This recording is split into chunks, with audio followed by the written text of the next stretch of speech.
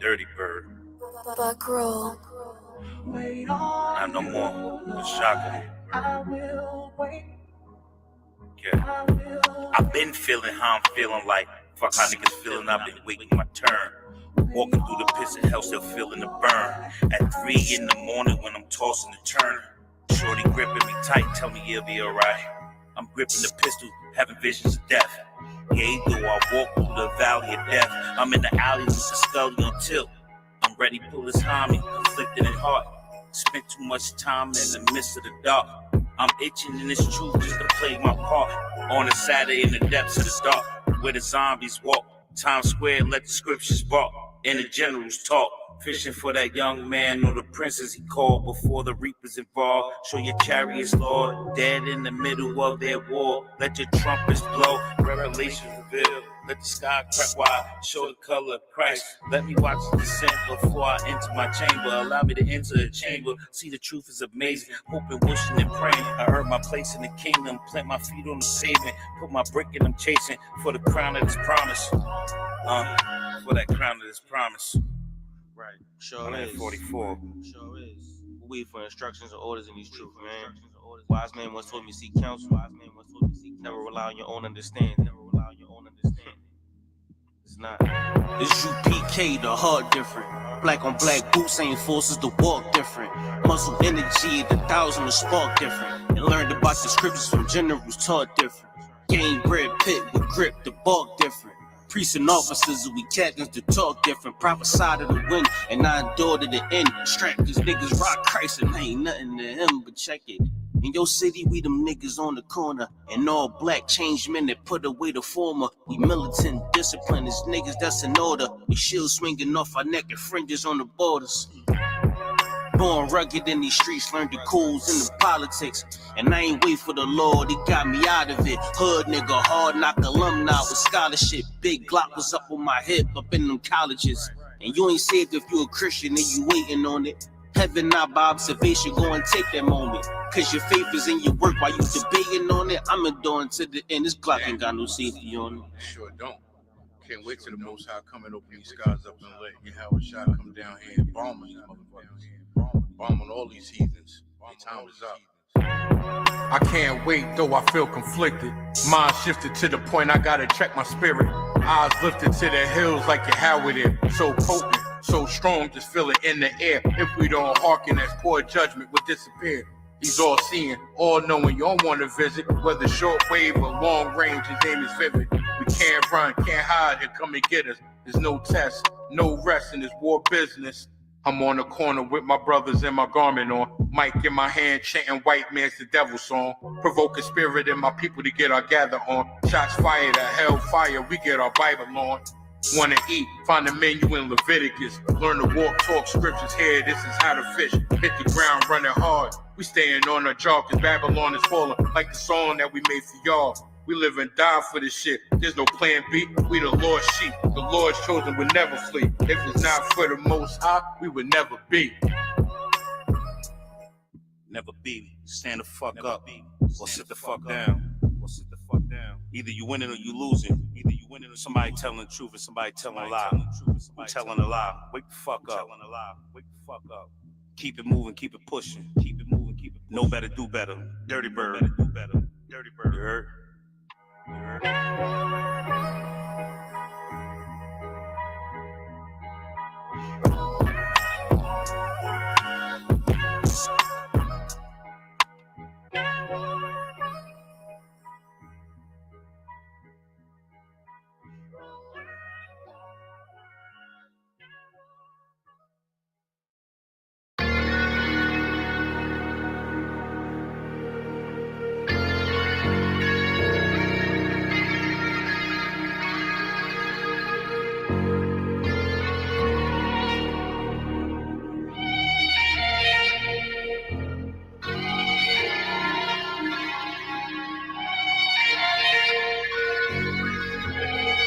Seen heaven turn to hell, I gotta stay alive. Lord have mercy on my soul, stand by my side. I killed the old man and I watched him die.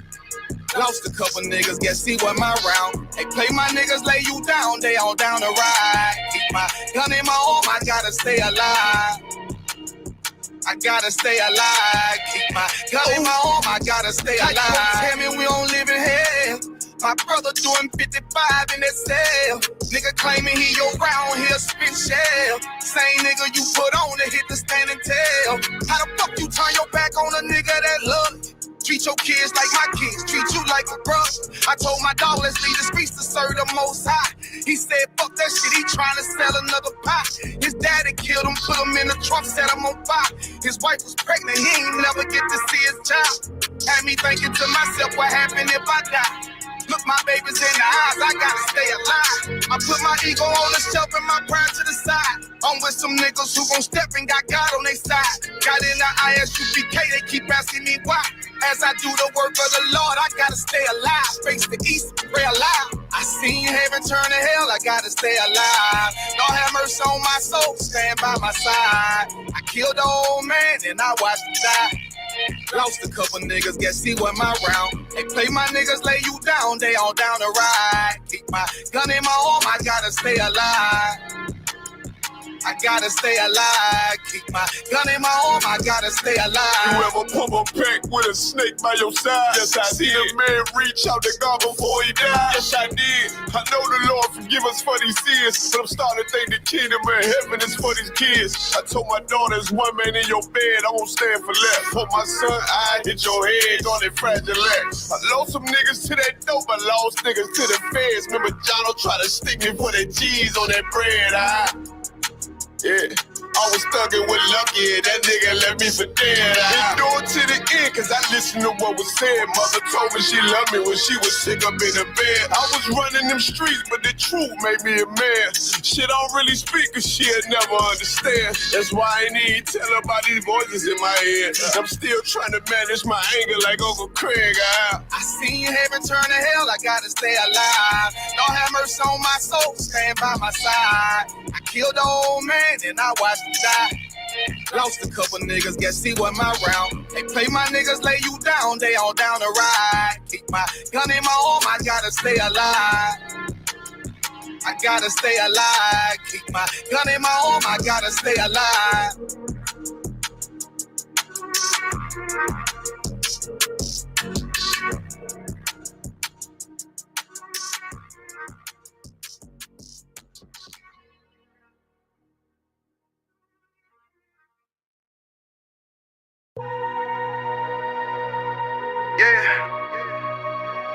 Okay, I've been in my Bible lately. You understand me? Like, shit crazy out here. World said fuck us, so we said fuck the world. You know, the world said fuck us, Matthew 24:13. so we said fuck the world. He that shall endure to the end. The world said fuck us, Shall be so we saved. said fuck the world. Fuck the world. The world don't love us, No. so we said fuck the world. Look, I know your kinfolk gone, but hold on. I know them lights ain't on, but hold on. Look, even if you feel you got nothing to hold on, I got a message. God said, hold on to your sanity. I know you in a position that you ain't planned to be. With our lives, we're not addicted to gambling. You feel the pressure and the thoughts in your head are scrambling. You feel the storm getting closer. You feel like giving up before you even start, then it's over. You feeling like fuck it, you going through too much to be sober. Life is passing you by as you do this over and over, over and over, over and over, over and over. Time to make a change now. Instead of that, you fall a victim to the same now. Starting to find out that this life is not a game now. Back against the wall, couldn't run as the poor man screamed to the top of his lungs. World said fuck us, so we said fuck the world. The world said fuck us, so we said fuck the world. The world said fuck us, so we said fuck the world. The world don't love us, so we said fuck the world. For real, look. Cover your eyes, don't wanna see the blood on the leaves. Bodies of eyes innocently hanging from trees, floating in screens, blood in the water, blood on the altar. Still don't believe justice is coming. Heavenly Father, did not Christ say vengeance is mine? don't even bother. When he return, it's gonna be slaughter. Ooh, I know you don't wanna face it, but what's real love sound like hatred. And you gotta be fucking crazy if you think they gonna get away with killing all them babies, feeding them to alligators. All the women that was raped, the transatlantic slave trade made us build a nation that we can't partake in. School to prison, pipeline, mass incarceration. All the lives that's been taken, hated to love it. You only talk about forgiveness cause we never get justice. I think you really reluctant. I remember hearing a hood nigga say all the shit he would have done if he was living during slavery. Look what's going on today, and you ain't doing a damn thing but putting shame on your ancestors' name. But who's to blame? All these drugs, pills, weed, beans, lean, and cocaine. I get the feeling that we living in a big dope game. The world said fuck us, so we said fuck the world. The world said fuck us, so we said fuck the world. The world said fuck us, so we said fuck the world. The world don't love us, so we said fuck the world.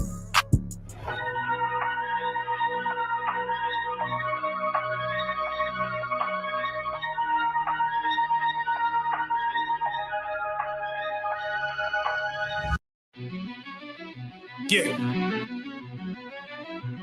Cold shit. Back row.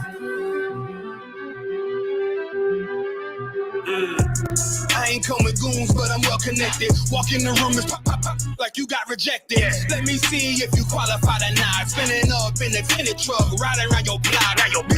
Busy man.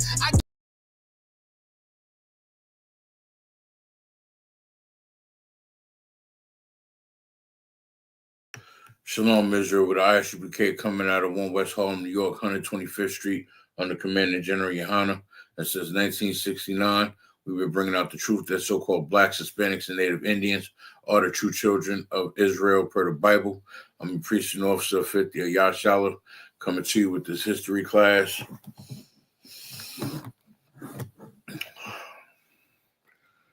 Shout out to the people in the chat. Young man Hector, Shalom Yahweh Shem Yahweh Barakatah.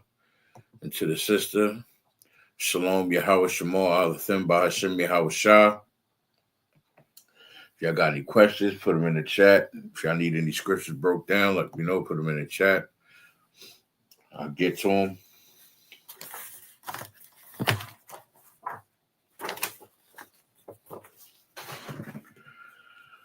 You know, I've been looking at I don't really do social media like that. It takes up a lot of time. It's time consuming looking at the world sometimes, and we got more important things to do, like, you know, work, pay bills, and hustle and all of that stuff just to stay ahead. But a lot of stuff I see on the news is quite disturbing. You know, because law enforcement, they ain't gonna stop being racist, no matter how much so-called black leaders want to piss, whine, and cry about it, because that's how they treat us when we try to get legislation pushed for equality, racial equality. It's what they call it. It's BS. There will never be no racial equality. There will never be no,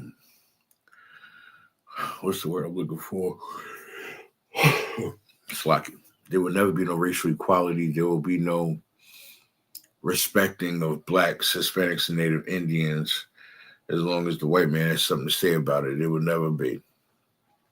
Until the Lord returns, until our King returns, until the Lord sends his angels and Yahweh Shah down to cleanse the earth of this abominations and of these heathens,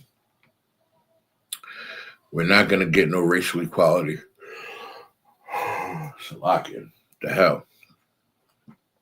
We're not going to get racial equality. We're not going to get respect. We're not going to be looked at as people to be respected. And this is why I teach the classes that I teach, because I'm not going to sugarcoat nothing. I'm going to tell it like it is, and not what people think is going to be or supposed to be.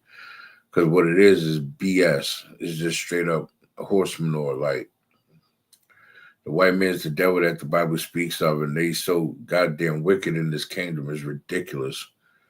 You understand? Like, I just looked at something online, and they was like, why you think the KKK never get brought up on RICO charges? Because the laws of this land is for the white people. It's not for blacks, Hispanics, and Native Indians. That's why the KKK will never get brought up on a RICO. They will never get brought up as a cult, a gang, or anything like that.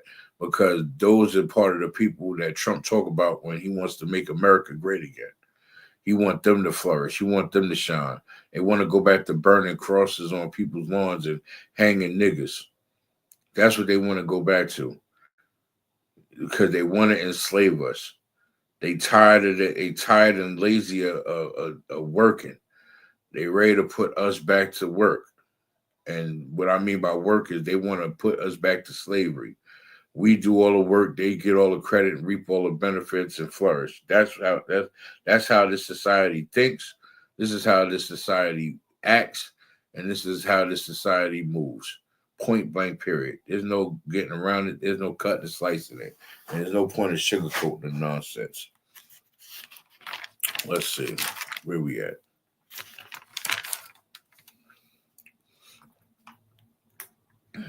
Where are we at? Here we go. We're going to bounce around a little bit before I get to my main topic of history. Because unfortunately, today is one of those goddamn pagan holidays. You understand? Today is so-called White Man's Memorial Day, right?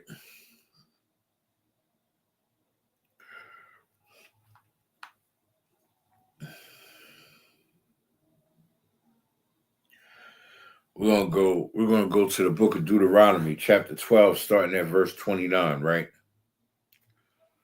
You know, they out there celebrating, cooking out on the grill, beginning of summer. It's so-called Memorial Day. People had off, kids got off because of the weekend. Well, coming off of the weekend, but it's the white man holiday, so they gave the kids a day off. As if the black kids don't got enough days off out here. They got more days out of school than they do in. And then they're not even teaching these kids nothing. I wonder why. I'm not wondering no more. I know why. They want to keep us stupid because they're trying to bring us back to slavery. Again, people not paying attention to the signs because they don't give a crap. All they want to do is just get high and get stimulus checks so they can get high. That's all it is to it. It's the book of Deuteronomy, chapter 12, starting at verse 29. When the Lord thy God shall cut off the nations from before thee, meaning when the Lord decides to cut us the hell off because we not listening, we not obeying, and he's tired of it. It's like when you got a child that don't listen. You tell a child clean their room, they don't do the shit. You tell them to take out the garbage, they don't do it. Tell them to get up and get ready for school, they drag their ass. You tell them to do their goddamn homework, and they drag their ass. How do you think the Lord feel when he tell us to follow his law, statutes, and commandments and we drag our ass? How do you think the Lord feel when he tell us to do his law, statutes, and commandments and we don't? How do you think the Lord feels? Because that's our Father. How do you think our Father feel when he tell us stop eating pork, shrimp, crab, and lobster and we do it any goddamn way? How do you think he feels when he tells us through his scriptures, don't smoke weed, don't smoke cigarettes, don't smoke miles, don't smoke, period. And we do the shit anyway. We don't listen. Just like the same hard-headed ass children we raising, you understand? A lot of these sisters that's lost in the world, not listening to the truth, not wanting to at least attempt to change their life, they out here raising monsters because they single mothers, they put their man out the house and they want to be effing monsters. And they think the BS is cute. It's not. They don't like correction, and they don't like taking accountability, and they need to grow the hell up. And they don't want to listen. They just as bad as the children that they're raising, and they wonder why their kids become monsters like their mama, because they ain't got no damn stability. They ain't got no goddamn structure. They ain't got no goddamn father to raise them and tell them, no, don't do that. Do this. Move like this. They don't got no structure and order in their goddamn house. That's the problem. It's the book of Deuteronomy, chapter 12, starting verse 29. When the Lord thy God shall cut off the nations from before thee, whither thou goest to possess them, and thou succeedeth them, and dwellest in their land.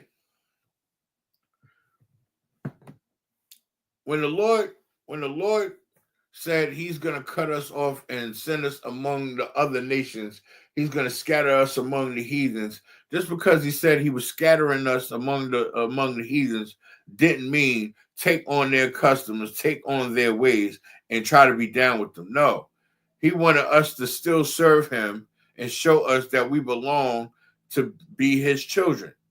That's the problem. When the Most High cut these other nations off, we were set to dwell in their land, not to dwell with them, not to dwell in their ways, not to follow their customs. Let's see, where is it at? Do I have it written down?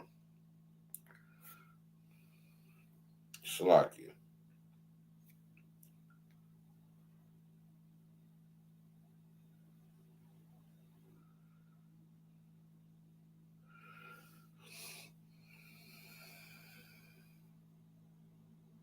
I had you got it.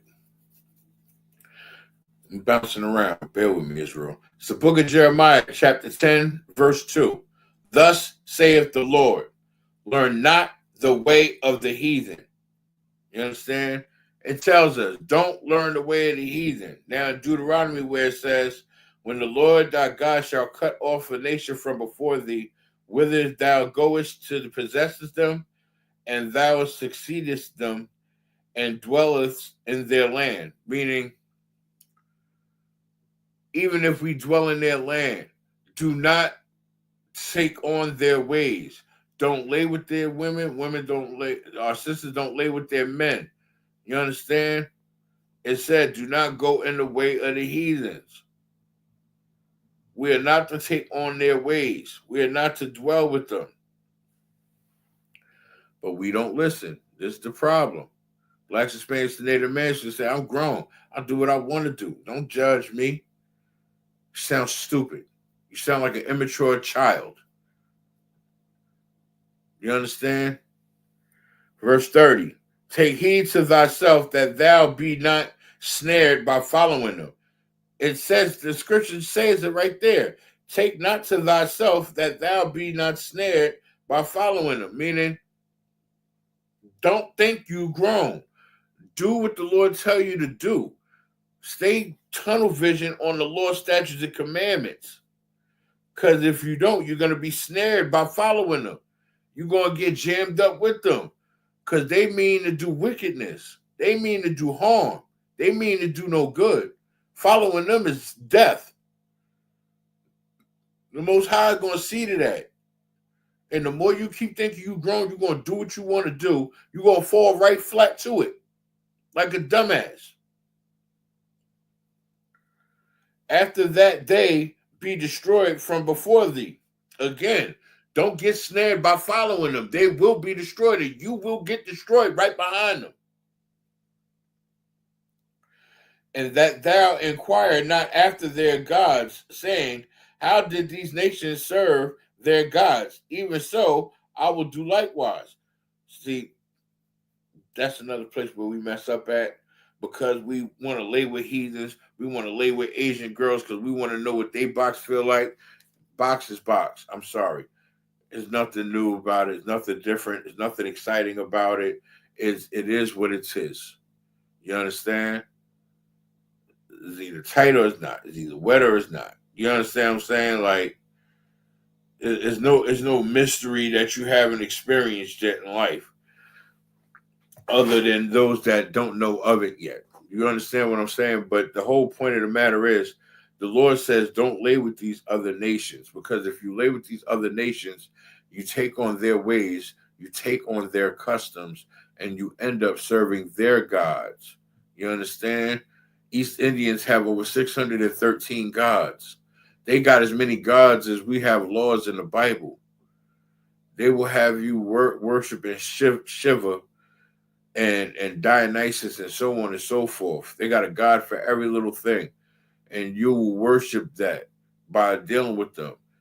Laying with the white man, you will be worshiping Caesar Borgia.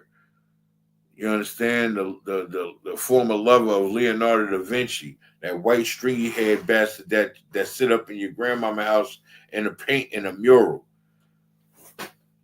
I ain't see a nigga yet with a Yahweh Shai, with a picture of Yahweh Shai up there with a real picture of Christ, a black man. You understand? I haven't seen one yet, other than that episode of Good Times in Florida. And Florida lost her goddamn mind. She said, better put my white Jesus back up there. You understand? She don't know no better. So Michael hit her with the scriptures. This is why we are lost, Israel. This is why we got to wake the hell up. Stop being so goddamn ignorant. Stop being so goddamn complacent. And wake your dumb ass up. And start getting it. These holidays ain't for us. These heathens ain't for us. What is it going to take for you to get it? You moving fast, Hector. It's on my list. It's right here in my precept book. That's the first precept I got written down. I got you, young man, Hector. We're going to get to it. I'm making some points, some valid points right here. Let's go to verse 31. Thou shalt not do unto the Lord thy God for every abomination to the Lord, which he hateth. He hates the fact that we smoke. He hates the fact that we get high. He hates the fact that we eat pork, shrimp, crab, and lobster. He hates the fact that we sleep with white women and Asian women. You understand? And Lebanon women. You understand? He hates the fact that we lay with heathens. It's an abomination. Ain't nothing exciting about it. Because these heathens will pull us away from God. These heathens will pull us away from the Most High God and these law, statutes, and commandments. I guarantee it.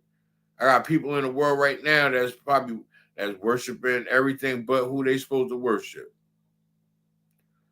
Multiple gods, worshiping money, worshiping these foreign nations, all because they got the same thing that our blacks, Hispanics, and Native Indian women got: a box and some lady parts that look good. You understand? What are they doing for your people, though? What are they doing for you? Is she making sure you good? Is she making sure that your people good? You understand? Is she paying your tithes? Like, that's the stuff that counts. That these heathens don't do and will never do, because they don't follow our God. Have they not done unto their gods? For even their sons and their daughters they have burnt in the fire of their gods. Whatever they deal with their gods, worshiping whoever, whatever they worship, that's on them. That's not for us. The problem is we're going to suffer punishments because we know we act like we don't know, but we know what our God going to do. Is the fact that we want to please our flesh so goddamn much that we don't care. And that's the sad, sick, and wicked part about us as a people. Last verse, 32. What things soever I command you, observe to do it. Thou shalt not addeth thereto, nor diminish from it. The law, statutes, and commandments is simple. There's nothing to add to it, nor take away from it. It commands you. The Lord commands you, you do it. You do what you told. Don't eat pork, shrimp, crab, and lobster. Don't lay with these heathens. Don't celebrate these pagan holidays. Don't smoke. Don't lay with these heathens. Don't do none of it. Love your brother. Do that. Love your sisters. Do that. And I'm talking about kinfolk, not your blood relatives. You understand? Love them. Don't celebrate these pagan holidays. Lock you. Let me go to Colossians 2 and 8. You know, man, Hector, you jumping the gun, man. I got this on. It was top of my list. I said, let me go to Deuteronomy first, because technically, I'm just doing this first because I got a history class already queued up and lined up. But being that today's a pagan holiday, I said, let me cover this pagan holiday. You understand? Some people ain't think we was gonna be teaching. We teach every day. You know why? Because we're not outside cooking out, celebrating this pagan holiday. We're not cooking out on the grill. We not. And you know what? Today was a gorgeous day, and I was like, damn. I didn't know it was a holiday until my mother said something, because it just seemed like a regular Monday, and it was gorgeous out. And I was like, damn. You know what? We should definitely gather together, cook out, get some drinks. You know what I mean, and hang out. But I know brothers got slaves, you know what I'm saying? And not only that, I know they got slaves, and not only that, today's a pagan holiday. Like, even though if we was to cook out, it's not because we're celebrating the day, it's because we're gathering together like in Zephaniah 2:1, because we gather together randomly any damn way. So these pagan holidays don't mean nothing to us. But at the same time, we don't want to be viewed like we're in that spirit, because it's nothing about cooking on a Monday. You understand, Israel? There's nothing wrong with cooking on a Monday. There's nothing wrong with cooking on a holiday. It's the fact that you don't want to be portrayed as taking on that particular spirit of that day. It's just like when, you know, when your mama asks you if you coming over to eat, and you ain't thinking nothing of it, and you're like, yeah, I'll probably come over there today. Being in the truth, you're not realizing it's Christmas or Thanksgiving, and you just used to your mama cooking on a Sunday, you know what I mean? Or it's Easter. You just used to your mama cooking Sunday dinner. So you thinking, oh yeah, I'm about to go to my mom's house. She about to chef it up. I'm about to hook it up. But the whole time is she's cooking because of Easter. You start seeing Easter baskets when you go in the house. You start seeing eggs being dyed. And that's where that changed the whole momentum of your day. You go in there, you like, nah, I ain't even doing it. She's like, oh, you ain't going to eat? Nah, I'm not going to eat. Because there's nothing wrong with the food. It's the spirit that the food was cooked in that makes it unlawful. It's the spirit of the food. It's the spirit of the person that they have over them, and the purpose of them cooking the food. That's what makes it nasty. Because this is the nasty ass spirit they got on them in the midst of them preparing that food. You understand? You're right, young man Hector. These heathens have fake gods, and it's not real. That's the whole premise of why I'm bringing this out before I get to my history class. And I hope I'll be able to get through it, because I got 8 videos.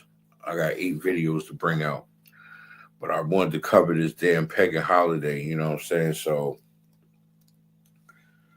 I'm so heated up. I ain't even put my glasses on. I could see the scriptures clear today for some reason, because they pissed me off. Like, I really wanted it was the first gorgeous day that we've really had in a while, because yeah, it's been hot, but we've been having a lot of rain too. You know what I'm saying? We've been having a lot of messed up weather. And I looked at today like, damn, today is nice. I wish the brothers wasn't busy, you know. I got a few dollars, ain't got much, you know.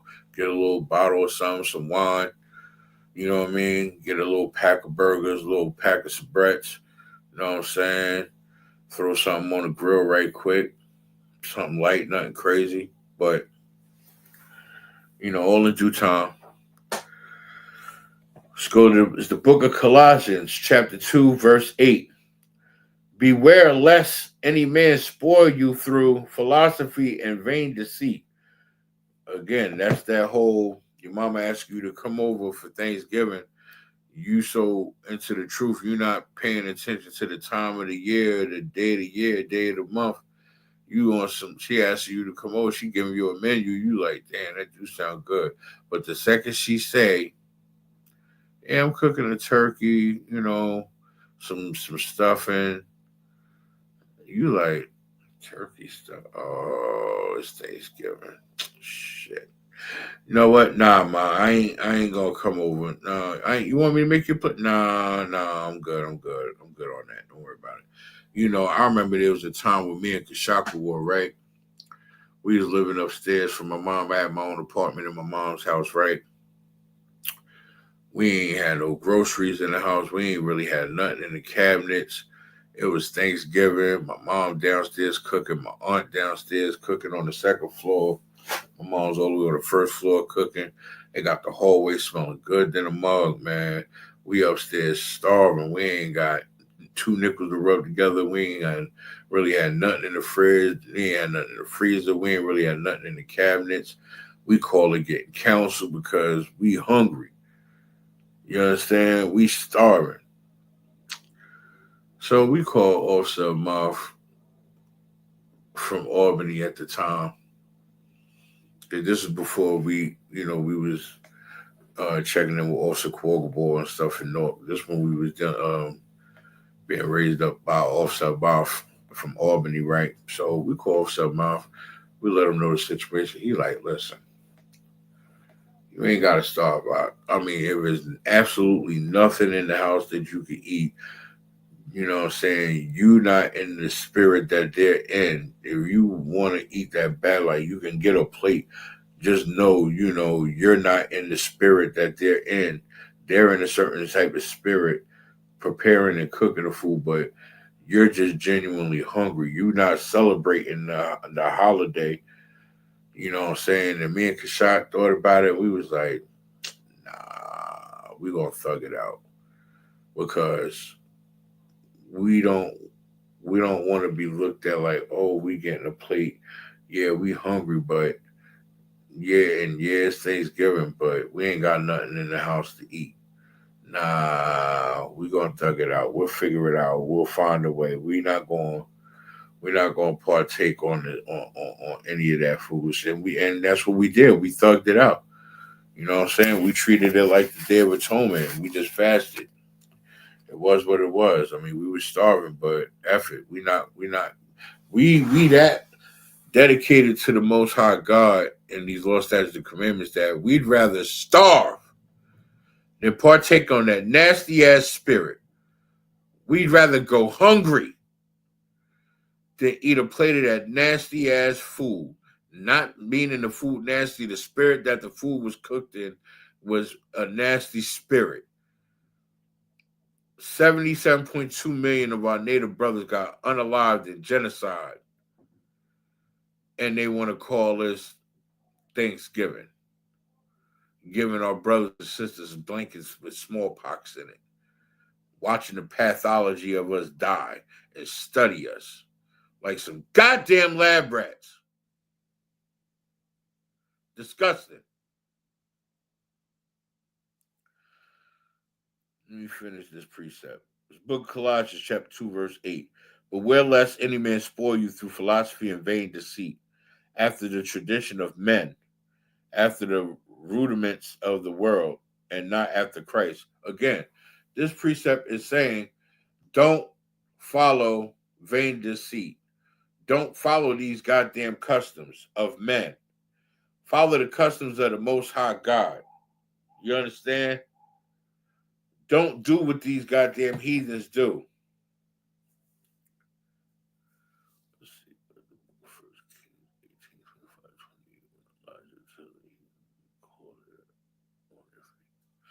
You're right, Hector. That is a good precept and a good chapter, and you know that's what we're supposed to do. We're supposed to call them on they BS. I'm like, call on your fake God. Let's see what he gonna do.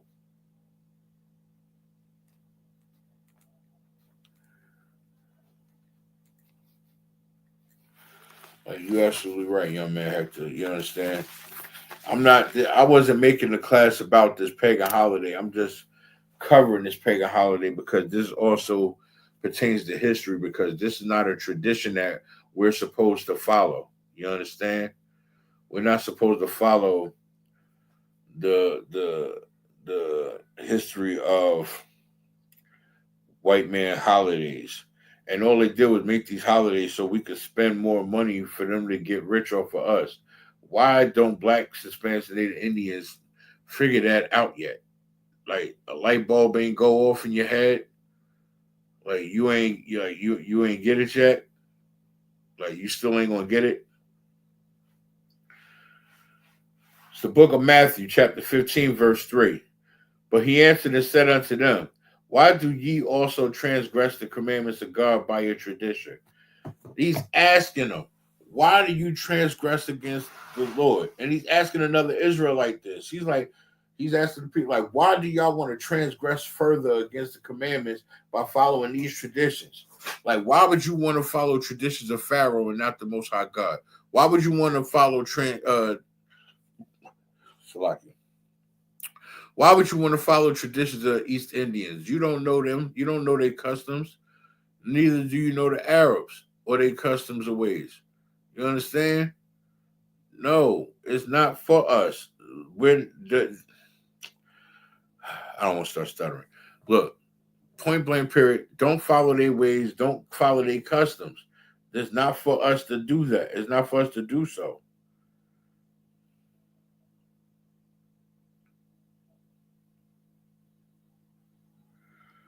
Let's see. I'm gonna cover it briefly. Man, Hector. It's the book of 1 Kings, chapter 18, starting at verse 25.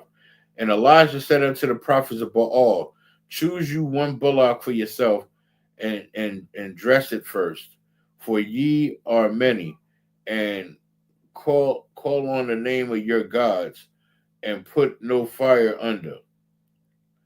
And they took the verse 26, and they took the bullock which was given them, and they dressed it, and they and called on the name of Baal from morning even unto noon, saying, O Baal, hear us. But there was no voice, nor any that answered. And they leaped unto the altar which was made. Verse 27. And it came to pass at noon that Elijah mocked them and said, cry aloud, for he is a God. Either he is talking, or he is pursuing, or he is in a journey, or pre-adventure. He sleepeth and must be awakened. Verse 28. And they cried aloud and cut themselves after their manner with knives and lancets till the blood gushed out upon them. See, and what Elijah did there was show them that your God ain't shit. Period. He just basically, Salakia for the language, but he basically showed them your God ain't shit. Your God is false. He's not going to call. He's not going to come when you call him. He's not going to be there when you need him. He's not going to come when you're feeling low, when you're feeling desperate. And no matter how much you cry out for him, he don't exist, you dumbass. None of your so-called gods will ever come when you call them, dummy. But you know who do show up? Our nigga God. And you know why he shows up? Because if we keep his law, statutes, and commandments, great things happen. If we don't keep his law, statutes, and commandments, bad things happen. And it's prevalent, and it shows. When we don't obey him, we end up being forced and stuck to obey the white man or whoever's oppressing us during that period of time.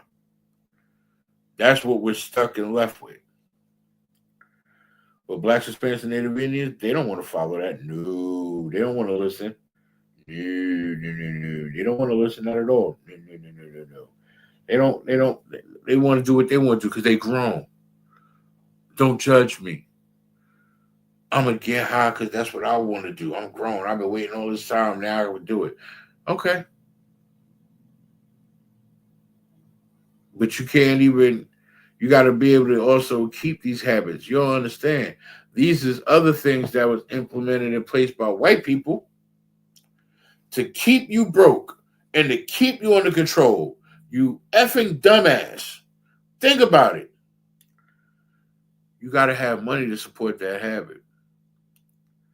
If you're not working for the money, you're getting the money from where? The white man. And he's giving it to you in crumbs to keep you coming back, right? Mm-hmm. And what else is he doing? He's making sure you get your drugs, but he's also making sure that you got to keep going back for more. and keep going back for more, and keep going back for more, because you're never going to get high enough. Your high ain't never going to last long enough. You know what I'm saying? What's the excuse? You're stressed out. You're in mourning. You're having a long day. You're having a stressful day. You got to escape reality and not try to find a way to get around it or over it or overcome it. So what you going to just smoke? Smoke until you feel like you ain't got no problems, or smoking in the name of saying F these problems, I just want to get high. Is that it? Is that what you want to do? You want to be a junkie? Let me ask y'all an honest question. How many of y'all done have family members that gets high, or they already dead from getting high for so goddamn long? I know I do. I got family that's messed up to this day from getting high. No, they don't get high no more. No, they not dead, but they not the same. They're a shadow and an empty shell of their former self from when they was an actual human being. You know, they're former. They like, it's like that scripture say, we're only a shadow of yesterday. We're only a shadow of yesterday. You understand? We're only a inkling of yesterday, and we don't know nothing. And that's our problem. We act like we know every goddamn thing, or we don't know nothing.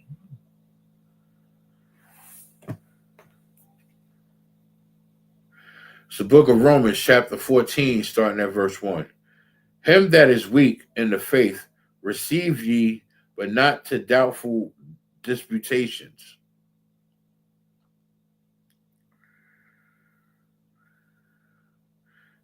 He that is weak in the faith, receive ye, but not in doubtful disputations. You understand? Like, we all can have moments of weakness, you understand? But just because we have moments of weakness doesn't mean give in to the temptation. It don't mean give in to the evil. It don't mean give in to the sin. And we make dumbass excuses all the time and be like, well, I messed up already, so I might as well just keep messing up. It ain't going to get no better for me. You know what I'm saying? Like, I used to get high a lot. I used to smoke more than the heaviest smoker you know in the world today. Trust me. I used to wake up and smoke an eighth to get my morning started. And every time I'm smoking, I'm rolling up, smoking and rolling up, smoking and rolling up. You understand? It took me over almost 2 years for people in the streets to see that I don't get high no more, and I changed my life. Every time they see me, they're like, yo, they call me who my name was in the world. I'm like, yo, you want to hit this? And I'm like, no. I told y'all I don't smoke no more. People still was offering it. You know what happens now when I walk in the streets? Now that I'm a priest, now that I'm a Hebrew Academy graduate, they either put it down, put it out, or walk the hell off when I walk up. They know better now. And it's like, and they see me with my cover on and stuff like that. It's when you have the light of Christ on you, they sense that, they see that. And it's at a point where I could walk in the streets and I don't need to wear my cover. And they see that light of Christ on me and they get the point. They get the hint. They get the picture. You dig? Yeah, that's crazy, man, Hector. Like, and you know, and it affects in the most randomest ways. Like, I used to sit there and tell my grandmama, don't, you know what I mean? She needs to quit smoking. She needs to quit smoking. You know what I'm saying? Because she died. She had breast cancer and lung cancer at the same damn time. Like, how you get multiple cancers? But that's neither here nor there. The point of the matter is, I ended up smoking cigarettes at myself. I was like 22, 23. I smoked cigarettes until I was about, I want to say till I was about like 37, around 37, 38. Because I ain't smoked a cigarette in 5 years now. And I'm 43 now, going on 6 years. I ain't smoked cigarettes in a long time. I don't miss them neither. Now when I smell them in the air, it's like, I don't want to be nowhere near that garbage because one, secondhand smoke could kill you faster. But I used to question myself all the time, like, how the hell I get roped into smoking? Knowing I used to tell my grandmother to quit smoking all the time.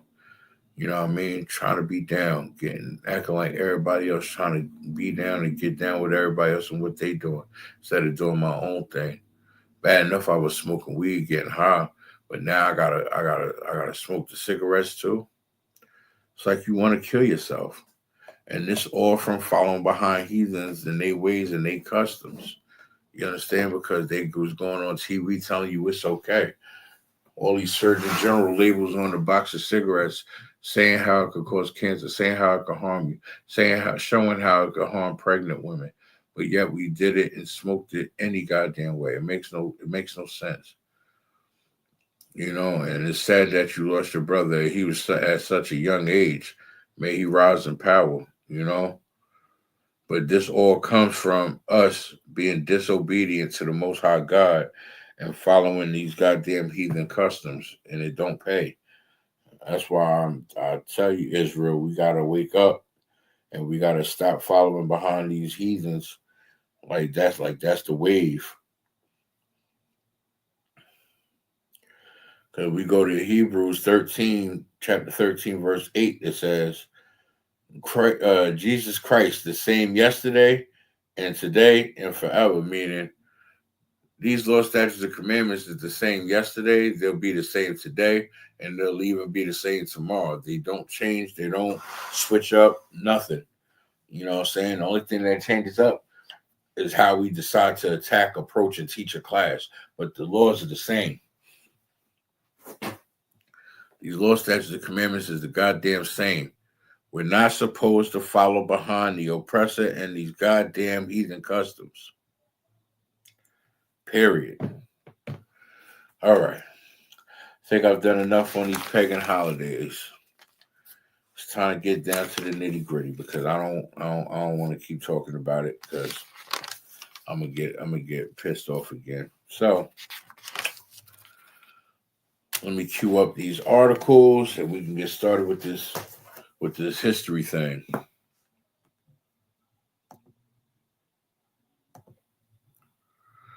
Where am I going to start?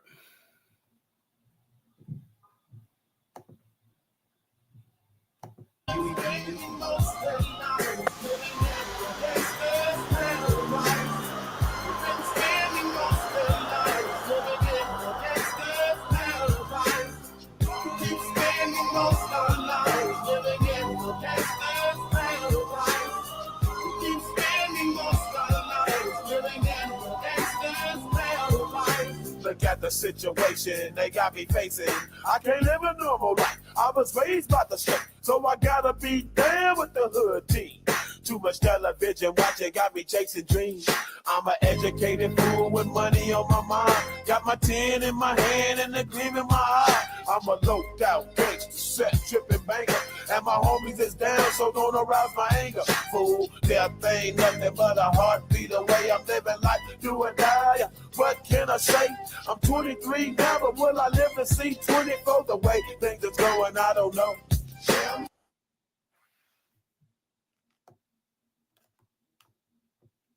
At just 12 years old, she was richer than most white men in America, and the government tried to take it all.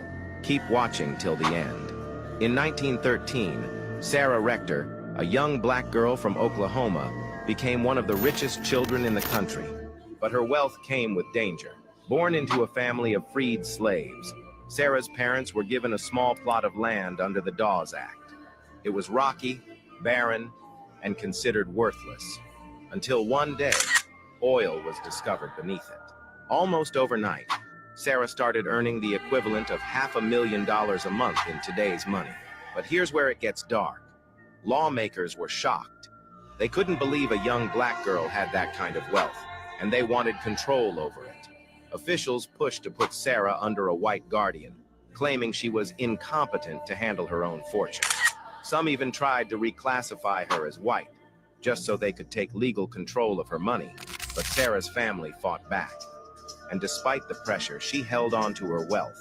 She used her fortune to fund black schools, businesses, and help other families own land. Yet somehow, history barely mentions her name. Still watching, comment "Rich Girl" and follow for more untold stories. It kind of made me laugh. It took me way back down memory lane. I see the happiness, I see the pain. See the difference in this video? Where am In I? 1960, you see the complete Back structure down of all that memory with black lane. family, I see you husband, standing wife, there, children. such a See what really happy happened in thing. 2019. Love Allowing the white beyond family to compare. goddamn Look house, at there, look multiple at public there. stand up. The Let the way white you man be their daddy. held Guess what? The white me, man is absent father to figure. tell me Now look, ain't shit they raised love them kids was on their own.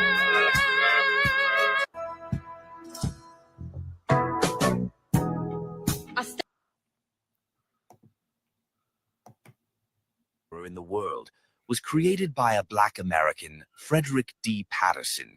He was born in 1871 in Greenfield, Ohio, United States.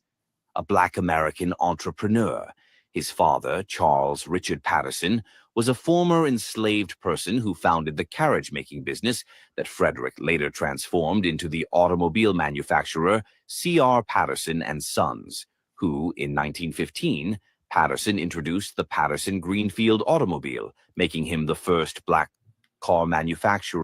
Now you see, they want to give the credit to some white people about being innovators in America's history when we're the innovators. Black man started the first black car industry. You understand? Well, let them tell it. They did it, and they get the credit. In the world. Despite facing significant racial discrimination and limited funding, his company produced handcrafted, high-quality vehicles. Eventually, Patterson pivoted from cars to manufacturing buses and trucks for schools and local businesses. His legacy represents determination, innovation, and courage in overcoming racism and systemic barriers, demonstrating that Black Americans could succeed in automotive manufacturing during a challenging era. Just one out of many inventions and contributions to civilization. A true Black American hero. Thank you, Frederick D. Patterson. Garrett A. Morgan was the first to apply for and acquire a U.S. patent for 3-signal traffic light in the world. The patent was granted on November 20th, 1923. Garrett Morgan invention of the traffic light is being used all over the world, in Europe, in Asia, in South America. Garrett Morgan revolutionized road safety with his invention of the 3-position traffic light. Born in 1877 to formerly enslaved parents, Morgan was a brilliant black inventor whose ingenuity saved countless lives. In the early 1920s, as automobiles flooded American streets, accidents surged at intersections. Morgan saw the danger firsthand and created a solution.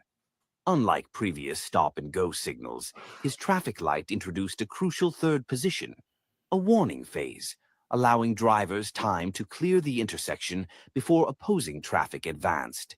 He patented his design in 1923, forever changing traffic control systems worldwide. Morgan's invention was not only innovative but life-saving, laying the foundation for modern traffic lights used today. His traffic signal was later bought by General Electric and became a staple across the country.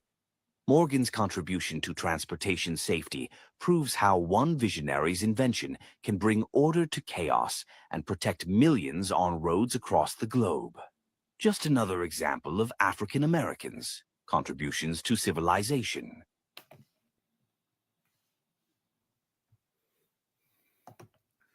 That's just an example to show how great we are as a people, Israel.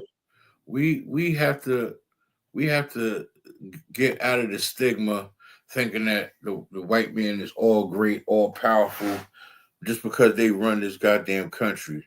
You understand? Like, we're not the greatest country in the world right now. We're 26 in math. We're 30th in economics. You understand? We are in the we're not even in the 50. We're not even in the 50 percentile of greatness when compared to other countries in the world with so much technological advances and economical advances. You know, Africa is more technologically advanced than us.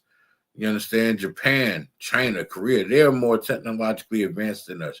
Why? Because they don't take no breaks. That's why their kids graduate high school at 14, 15 years old, 2, 3 years early than us. Because when we take summer breaks, because the teachers need a break from the kids, go back to your parents and the parents dump them back off in September, like, here, take them, they're yours. It's not like that in Japan. Kids go to school year round. By the kids going to school all year round, they finish early. They don't need no summer break. They don't have all the days off like the kids do. They don't got 3 months off for the summer, 2.5 months off for the summer. They don't got, and then it's like you get 2.5 weeks off.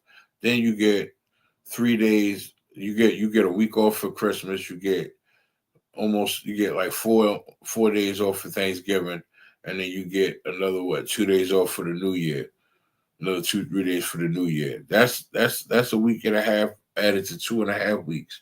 You get what I'm saying? Like, just for Christmas, Thanksgiving, and New Year's. That's almost a month off right there. You know what I'm saying? Then for every man-made holiday, the kids got the day off, or they got 2 days off. Then you got spring break.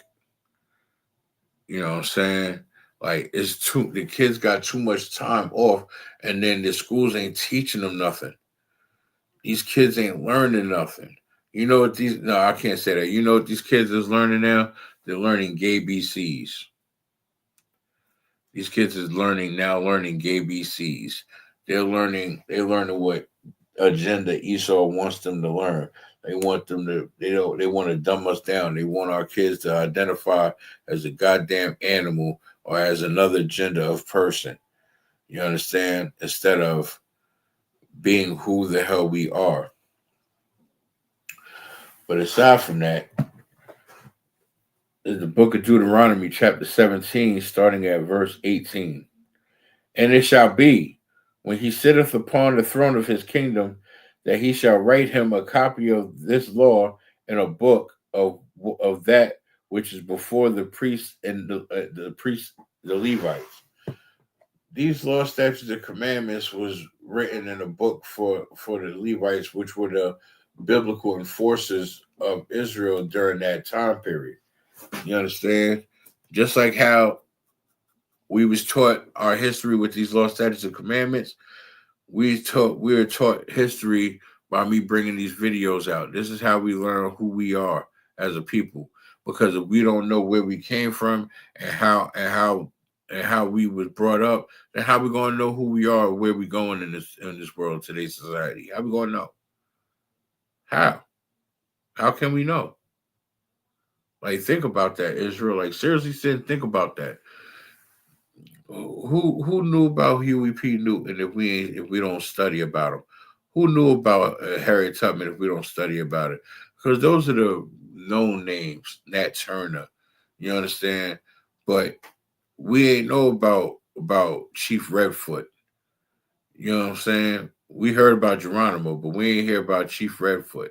We ain't hear about certain Native Indians that took stands against tyranny, against the oppressor when they brought us over on those ships to enslave us on our native brothers' land. First off, this is why it is prevalent and detrimental to our health and well-being that we have history class.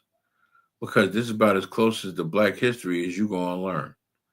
Because you ain't going to learn it in school. And college is going to water it and saturate it down so much, you're not going to learn nothing. What are you really going to learn? Let's call a spade here. Verse 19.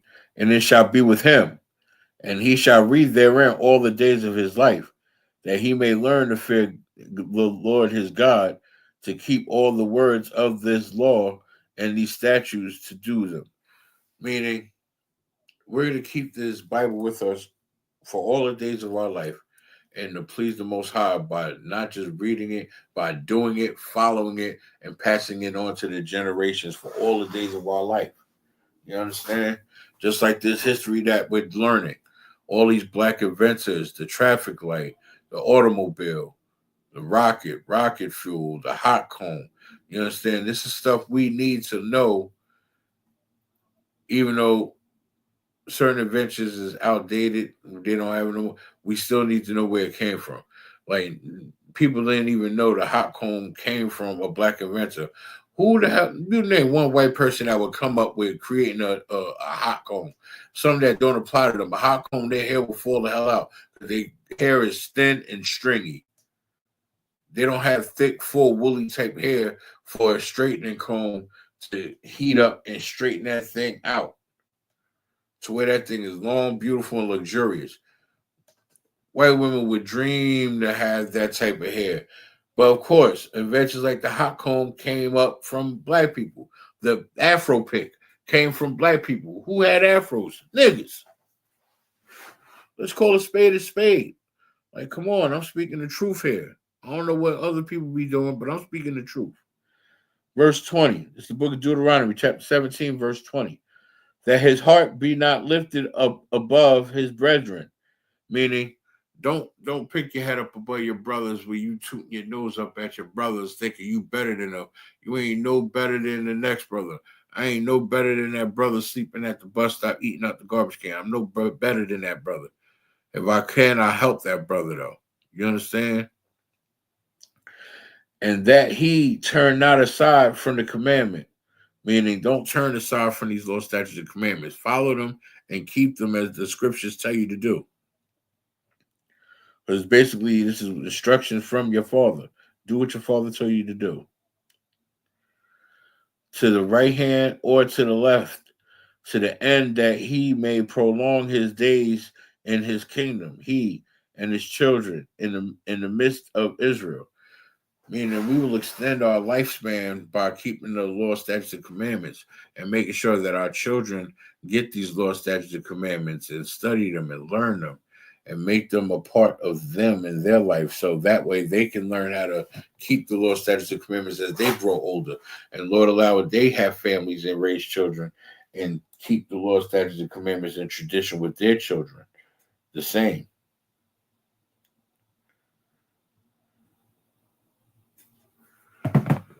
All right, let's go to the next article.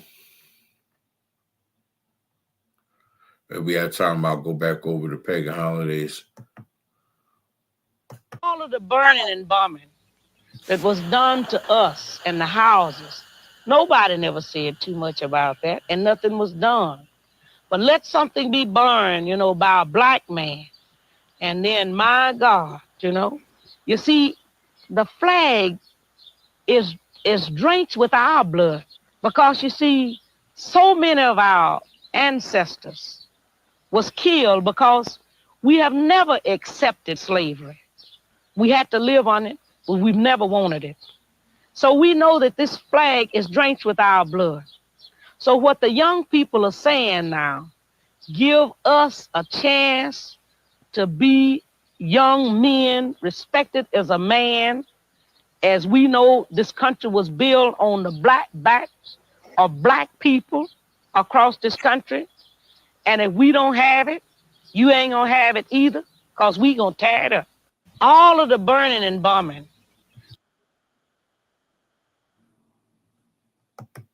My brother going to tell you how the term barbershop was created. Family, just know it isn't pretty. Yeah, you're going to love Mr. and Mrs. Barbarelli. He's going to help you with that nappy head. So he just cuts and ties it up right there? Yeah, he's a smooth magician with hair. Man, Barber, you know you're going to be famous, right? All the brothers is going to find out about you.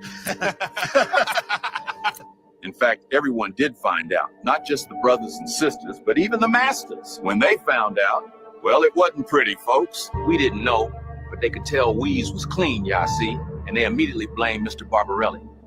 It was bad, Sam, real bad. Well, Barb, y'all gone done it this time. I can't have you cleaning up my monkeys like that. You know it, I'd be a laughing stock. I'm so sorry, Master. Please forgive, sir.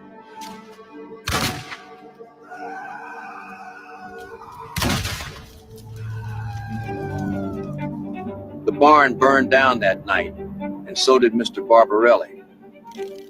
Nobody found his body, Sam. And that's where it began. We never forgot Mr. Barbarelli, so we started calling it the barber shop. The white ones take away everything.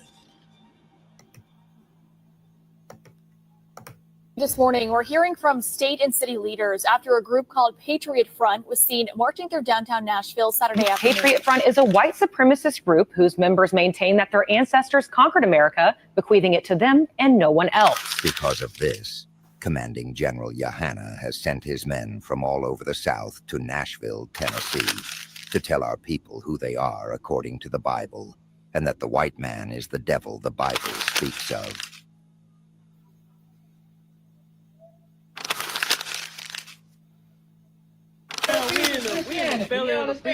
That's the real 666. Downtown Nashville.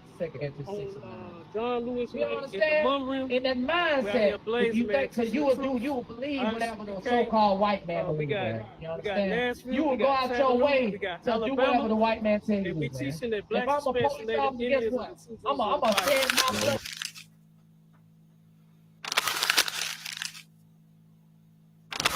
You're talking about you a deceiver. You a liar. You done lied about everything under the sun.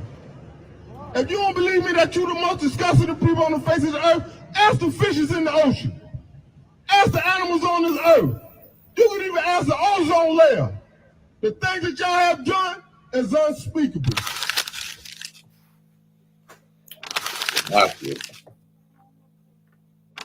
Who put yours in the black neighborhood, man?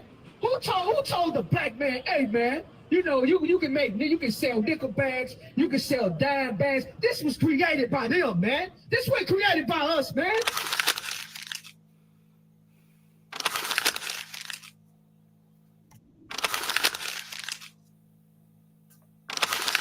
Christ was a black man according to the Bible, man. And that's what a white man is a devil. You understand? That's what a white man is the devil the Bible speaks of, man.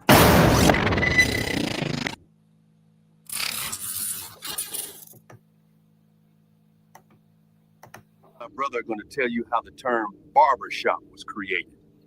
Family, just know it isn't pretty. Yeah, you're going to love Mr. and Mrs. Barbarelli. He's going to help you with that nappy head. So he just cuts and ties it up right there? Yeah, he's a smooth magician with hair. And Barber, I can't you know confirm famous, if right? Mansa Musa find out was about an you. Israelite or not. I'll let you know, young man. In fact, everyone did find out. Not just the brothers and sisters, but even the masters. When they found out, well, it wasn't pretty, folks. We didn't know, but they could tell Weeze was clean, y'all see, and they immediately blamed Mr. Barbarelli. It was bad, Sam, real bad. Well, Barb, y'all gone done it this time. I can't have you cleaning up my monkeys like that. You know it, I'd be a laughing stock. I'm so sorry, Master. Please forgive, sir.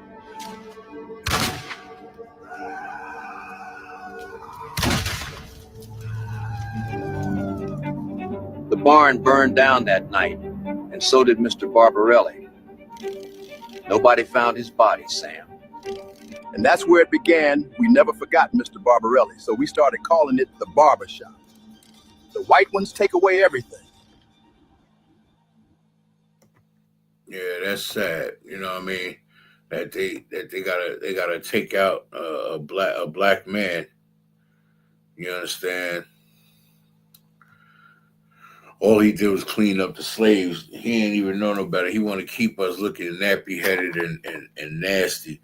And you know what? That's what they want us to do today. They want to keep us dirty and nappy-headed and nasty, and we don't know nothing. And like, it's just disgusting and despicable, and it's heinous and it's an abomination.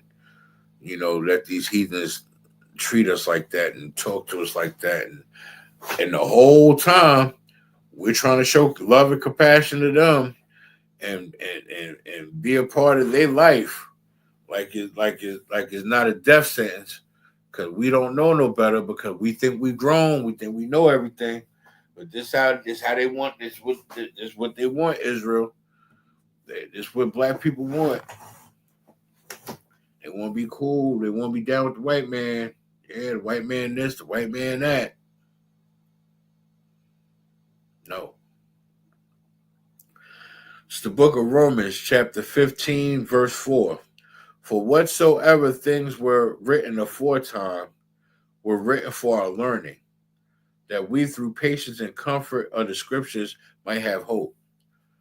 See, there's nothing new under the sun, Israel. These laws, statutes, and commandments was written aforetime for us to learn, not just learn, but study, master, and do, and then become fishers of men and carry out that order of the Most High God to go be fishers of men and teach them the same thing, and also to teach our children and to pass this tradition on down from generation to generation. This was our duty as Blacks, Hispanics, and Native Indians. And this is something that we were not just told to do, but commanded to do. You understand? And this is part of our history. This is why we need to know about Mr. Barbarelli.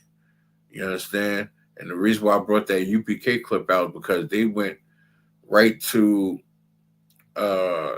Tennessee, Nashville, Tennessee, because there was a white supremacist group uprising in the state of Tennessee.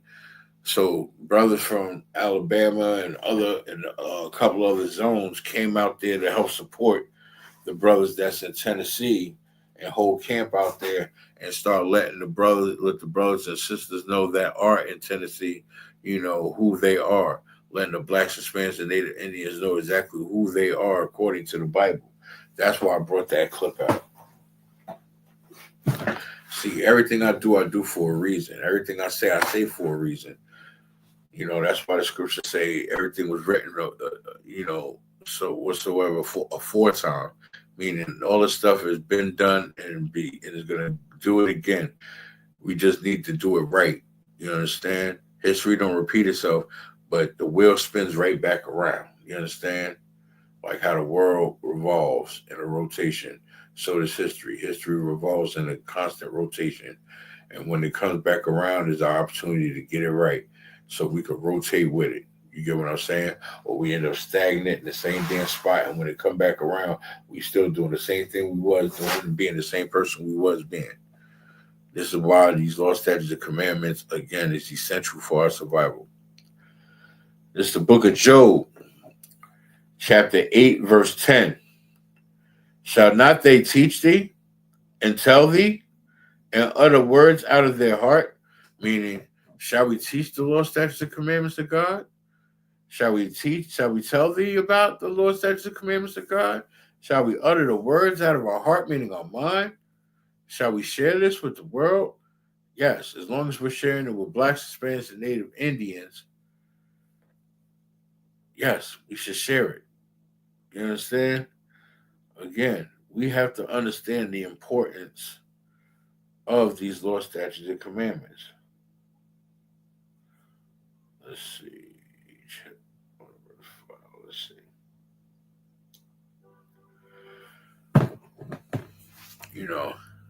All these black adventures and all these great innovators of Israel, of our ancestors, these are the same spirits. Like, now I'm about to get deep on you real quick, Israel. These are the same spirits, not the same people in the same body, but these are still the same people. These are the same spirits that was in a different body in a different time back in Israel when these pyramids got built. These were the same spirits in a time that built up Egypt for the Pharaoh. You understand? We built those wonderful monuments. We built that wonderful city. We built it up to where it looks beautiful and glorious and look like a national park now, where you just go visit and take pictures and stuff. And there's so many things about it that you just don't know. That's why it's best to not go dig up evil. Because if you sit there and try to go dig up those sarcophagus of the Pharaoh and those tombs, be prepared, because they made sure they sealed plagues and disease with their wealth. You can't find the secret entrance to their tomb, so you'll bust your way through. But when you do, you're going to be met with a surprise. You know, those white archaeologists went digging in Egypt one day and they found the tomb of a pharaoh and wanted to go be nosy and caught malaria or something like that. You understand? Like, they got ill really bad, really fast. That's why I don't pay to go be nosy. If y'all want to go check out something, check out how we built them up, how we built up America, which is the second Egypt. Egypt, in definition, meaning bondage. This is why in Deuteronomy chapter 28, verse 68, it says, you know, it shall come to pass that you'll be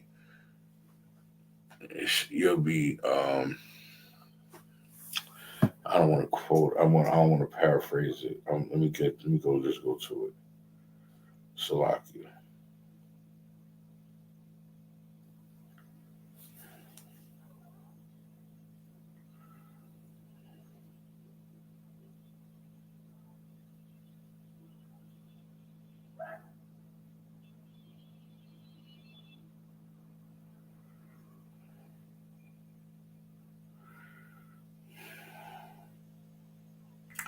I know it, but I want to make sure. It's the book of Deuteronomy, chapter 28, verse 68. And the Lord shall bring thee into Egypt again with ships. You understand? We got brought from a captivity into another captivity by way of ships. Yeah, we got away from Pharaoh, but that didn't last long because, look, we still ended up in captivity. We still ended up being slaves. We still ended up being sold as bondmen and bondwomen to our enemy. We got sold to the white man. We got sold from Africans to the white man. You understand? And he unalived us by so many of us. Like, it's bad enough we got done dirty and was unalived on the transport to America. And the reason why they got away with it is because when they bought us, they bought insurance on us. So if anything happened to us, they was able to come back and get more. It was smart. Some of us, they just unalived and said, that's all right, we'll get some more. You get what I'm saying? It's like, what's the best way to put it? All right. Like, say you go to a restaurant, right? And you pay for your food ahead of time. And they got a policy saying, if anything happens to the food that you get, we'll give you more. My plate fell on the floor on the way, you know, at the buffet on my way. All right, now I can go get more food and I don't have to pay for it. Like, you get what I'm saying, Israel? Like, that's the type of insurance they had on us as people, human beings, slaves, niggas. This book of Deuteronomy, chapter 28, verse 68. And the Lord shall bring thee into Egypt again with ships, by the way whereof I spake unto thee. Thou shalt see it no more again, meaning we won't see our homeland again. And now look, it's being bombed and destroyed. It looks like rubble. They doing each other so dirty between Gaza and Pakistan. Or Palestine. Palestine and Gaza is bad. But you know what? They doing us a favor. They airing it out so the Lord won't have to. But when the Lord drop down, Babylon is falling. All that's coming down. You understand? Babylon is falling. It's so crazy. It's so beautiful that they made it into that we got a song. You understand? We got a song. If I have time at the end of class, I'll let y'all hear it. It says, I spake unto thee, thou shalt see it no more again, and there ye shall be sold unto your enemies. Who else got sold into their enemies other than blacks, Hispanics, and Native Indians? Come on. Let's be realistic here. I like how Asian people try to put their little 2 cents in. Talk about, oh, we the same. We are oppressed like you. Stop it. Just stop it. Nowhere close. Try again, Morosaka. You know what I'm saying? Ye shall be sold into your enemies for bondmen and bondwomen, and no man shall buy you. The only ones that tried to save us was the Native American Indians, and they got annihilated as complete genocide, trying to fight for us, trying to fight for our freedom, try to help us out and hold us down. And what we do in return, we act racist to our own kinfolk like some idiots. Like they are kinfolk. What the F are we doing? Like seriously, think about that as a people. What are we doing? How in the world are we actually treating our kinfolk like that? You got native Indian brothers and sisters that look just like you. Light skin, brown skin, dark skin. Some Native Indians darker than others. Dark like Dominican dark. You get what I'm saying? Here you go, coming with the heat again, young man Hector, bringing out the precepts. You jumping the gun again. Slow down. Slow down. With the water for the precept. You know what I'm saying? Like, I'll get to it. We got to understand, Israel, like, we're in a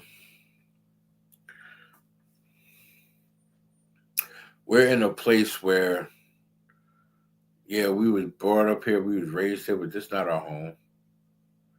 So all we can do is make the best of a situation until we can make a better situation for ourselves. You did. So this is what we're going to do. We're going to make a better situation for ourselves. We're going to gather together. We're going to get back to these law, statutes, and commandments of God. We're going to serve our God, and we're going to keep these law, statutes, and commandments, and we're going to stop being so goddamn disobedient. That's what we're going to do. And it's best that we do it now instead of the Lord making us do it. I'd rather just follow now because I don't want to imagine what happens if he makes us do it. You understand? Like, that could be life-threatening. Don't do it.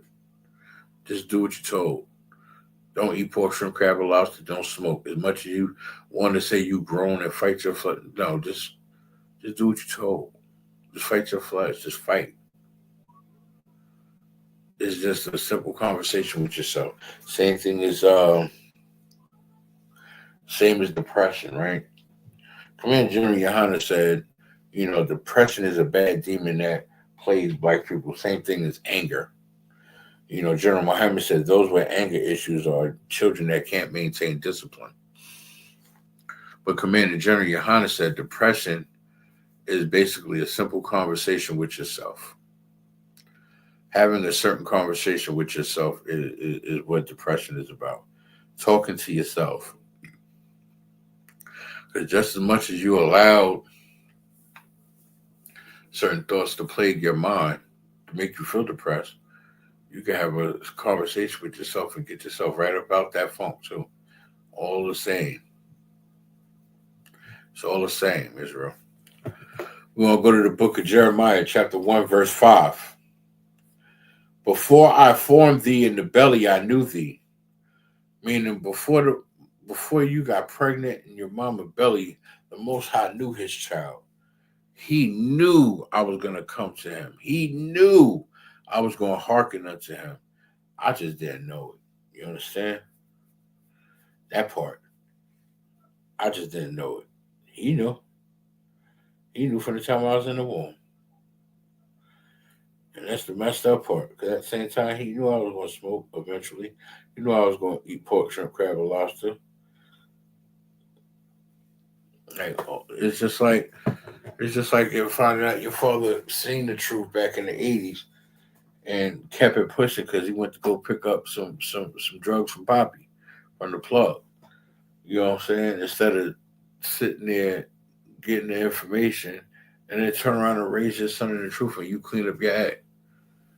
Now you could have been two solid brothers in the truth and you could have had a son raised up in the truth from young, which would make him a high rank officer to a captain by now. You understand? You never know.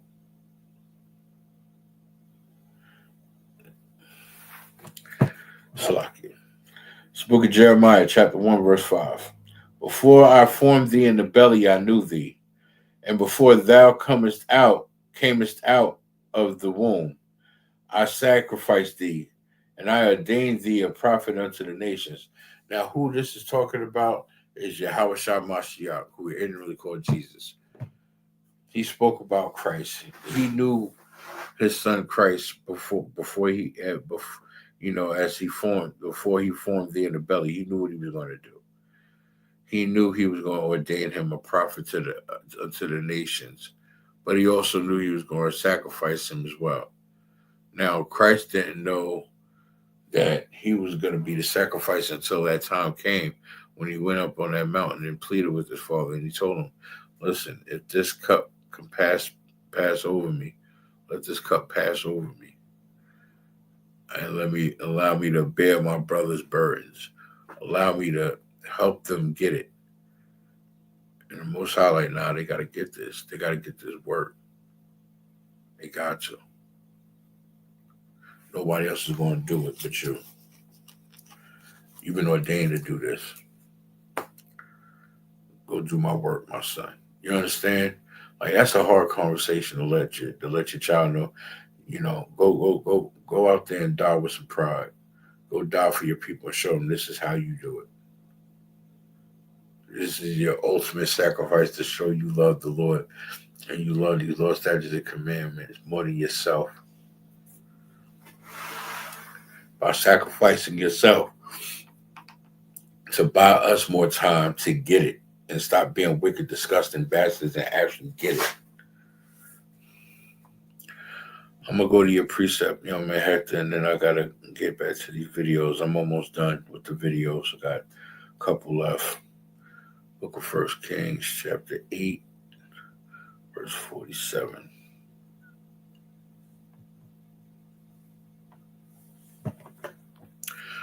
Let's see. It's the book of 1 Kings, chapter 8, starting at verse 47. Yet, if they shall bethink themselves in the land whither they were carried captives, and repent, and make supplication unto thee in the land of them that carried them captives, saying, we have sinned and have done perversely. We have committed wickedness. Verse 48. And so return unto thee with all their heart and with all their soul, and in the land of their enemies, which lead them away captive, and pray unto thee toward their land, which thou gavest unto their fathers, the city which thou hast chosen, and the house which I have built for thy name. Yeah, I get what you're saying, and you're right. That precept does go, young man Hector, because that 47 talks about our captivity basically being sold as bondmen and bondwomen unto our enemies for our sins. You understand? And we have to work our way towards repentance to get out of this captivity we're currently in. And verse 48 explains how he built our home for us in his name. You understand? And we defiled it. So now we have to fight and work to get it back. We gotta let these other heathen nations that's occupying our space go to war, get it out the way, destroy it, bring it down to the ground so we can bring it back up and rebuild and create our home once again. You understand? So we can stand strong as a people when the new kingdom comes. Yeah, that's a solid precept, young man Hector. As a matter of fact, let me write that one down. You always bring us some good precepts. I appreciate that. It's heavy when you got me adding it to my precept book. I've been in this truth for a little while now, but I like you. I appreciate you being in the class. I learn something new every day. I appreciate you, young man Hector Thawada. All right. Next video up. 1939, an all-black town called Robbins, Illinois, did something so bold, it threatened the narrative of American power. They built their own damn airport, and not just an airstrip. This was an aviation hub designed and operated by black engineers, black pilots, black ground crew. A self-sustaining flight center run entirely by people who were still being told they couldn't even sit at the front of a bus. The town's mayor, Thomas J. Keller, partnered with Cornelius Coffey, one of the first black aviators in U.S. history, to launch an aviation school and an airport that would train a new generation of black pilots. This was before the Tuskegee Airmen, before integration, before black Americans were allowed to dream this big. They bought the land, cleared the space, built the runway, started flight training. Robbins was about to take off, literally.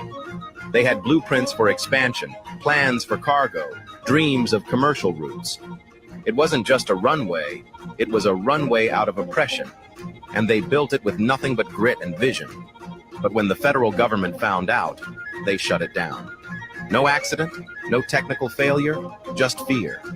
Fear of black success taking flight on its own terms. The entire story of the Robbins Airport was buried for decades. No textbooks, no monuments, just silence.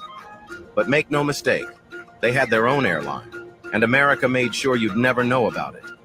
Comment if this is the first time you've heard about it, and follow if you're ready for more facts they tried to ground. Why was February chosen as Black History Month?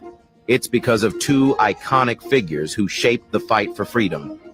Abraham Lincoln, the president who issued the Emancipation Proclamation, was born on February 12th, and Frederick Douglass, the former slave who became one of history's greatest abolitionists, was born on February 14th. Their legacies played a crucial role in ending slavery, making this month the perfect time to honor Black history. But Black history isn't just about the past. It's about recognizing the contributions, resilience, and achievements of Black Americans throughout time.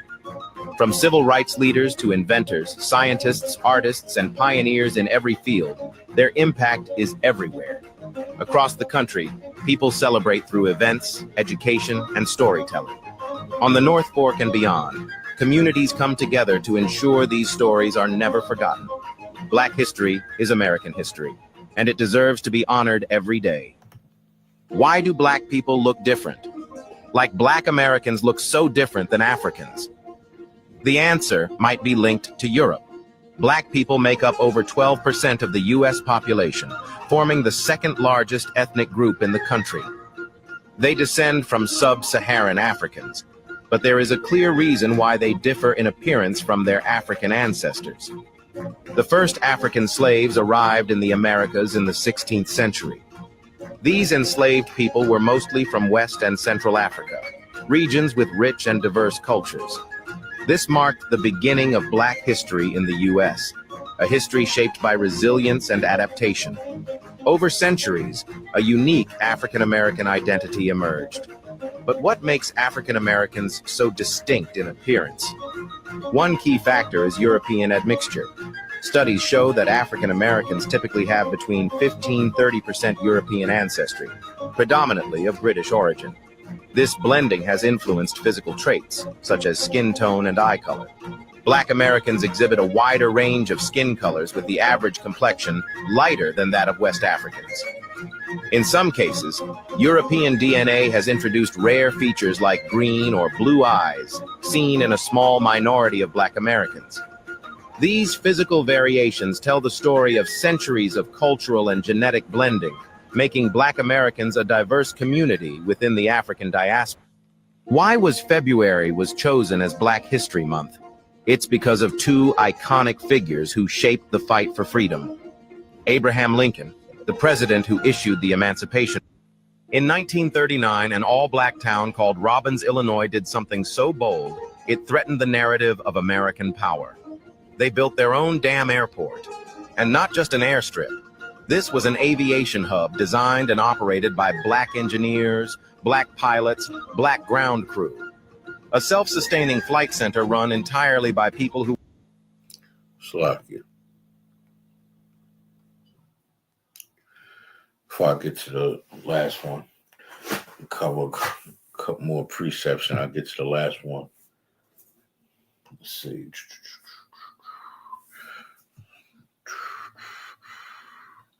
But you see how dope, Blacks, Hispanics, and Native Indians are? It was a little off with that breakdown of how, Israelites got brought over here because they don't really want us to know the full truth and nothing but the truth. So they're going to skew it a little bit. That's why they still is considering us Africans because we came from Africa. See, the problem is America tries to classify us geographically, not nationally or ethnically. They do it geographically. Like if I'm black, but if I grew up in Germany, I'm considered a German because I would speak fluent German. You get what I'm saying? If I was born and raised in Japan, I would be considered Japanese because I'm black, but I live in Japan and that's where I was raised. No. Just like they consider us African American because we was migrated from Africa to America. So now we're two different countries or we're two different continents. You get what I'm saying? No, that's not, it don't work like that. We black, we Israelites, we niggas. That's the only way you can cut and slice it. There's no other way to break that down. We are who we are. You understand? And we are who we say we are. This is the book of John, chapter 1, verse 1. In the beginning was the Word, and the Word was with God, and the Word was God. Meaning, in the beginning, it was the law, statutes, and commandments, and it's forever going to be just the law, statutes, and commandments. Just like we are His children, we were His children, we are His children, we're going to always be His children. Blacks, Hispanics, and Native Indians, we are always going to belong to the Most High God.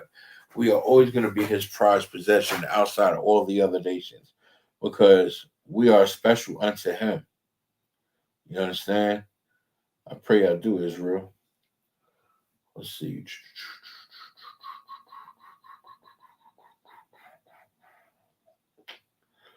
Let's see.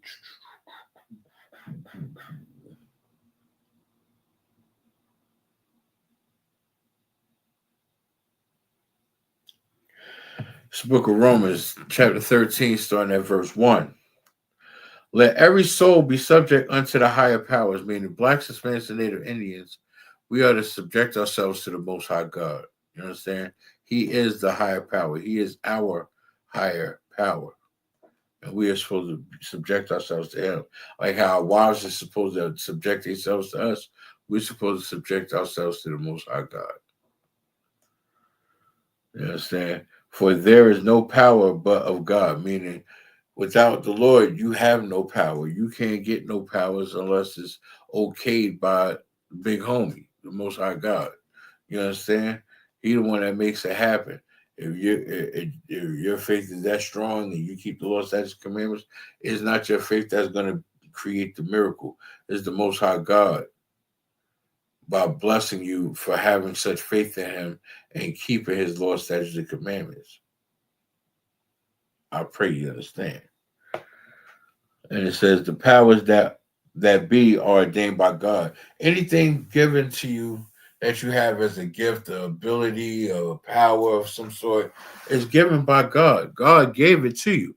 Why do you think Christ was able to turn water into wine, walk on water, and put when Peter sliced that guard's ear off that was trying to arrest Christ? You know what I'm saying? I'm talking about from the sheath out, one swipe, and back in the sheath it goes. You know what I'm saying? And Christ just like, what you doing, man? I'm paraphrasing. But he's like, what you doing, man? I'm sorry about that. And put the ear right back up on him like it never happened. You understand? This is why we spit the prayers that we spit for the Sabbath service and the high holy days and the feast days. Give us the power to heal. Give us the power to raise the dead. Give us the power to cleanse the leper. And give us the power to heal the unclean spirit. You understand? Give us those powers. Give us those abilities. And all manner of sickness. Give it to us. But in order for us to get it, we got work to put in. We got work to do. We have to put in work before we can ask for anything from the Most High God. You understand? And that's by keeping his law, statutes, and commandments, putting your brick in there. For the brothers, being fishers of men, bringing in more young men to be men. Verse 2.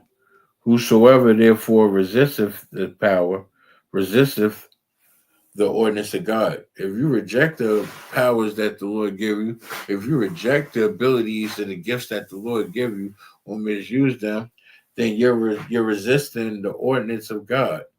You understand? By resisting his power, you're resisting his will, you're resisting his authority. And that's basically what that boils down to. And they that resist him shall receive to themselves a damnation, meaning you're going to damn yourself to death for resisting the Most High God. If he put you in a position and give you the power, use it. Do that. Because just as much as he put you in that position, he could remove your ass from that position and put you in a bad predicament. You can go from a great position to a bad predicament like that. Always remember that, Israel.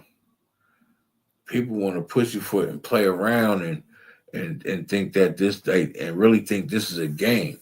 This is not a game. It's not a joke.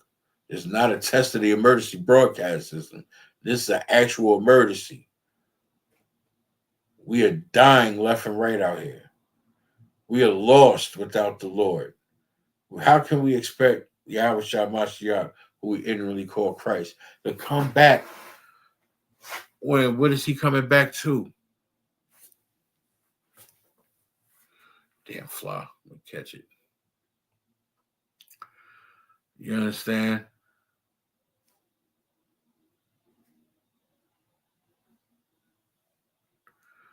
Like, what is he going to come back to other than to destroy us with the heathens?